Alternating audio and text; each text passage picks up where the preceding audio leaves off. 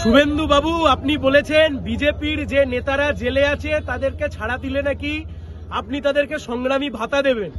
গল্প দেওয়ার একটা লিমিট থাকে। এই নন্দীগ্রামে শেখ সুফিয়ান মমতা ব্যানার্জির এজেন্ট ছিল।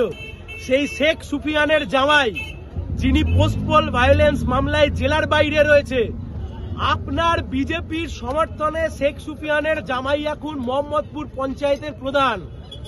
কাকে মাথায় টুপি পরাচ্ছেন শুভেন্দু বাবু? সংগ্রামী ভাতাটা তার গল্প রাখুন।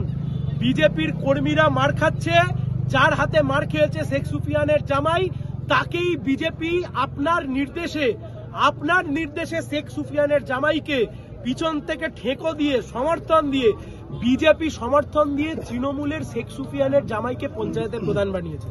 ওসব সংগ্রামী ভাতাটা তার গল্প, ওসব গাল গল্প, ওসব কিচ্ছু হবে না।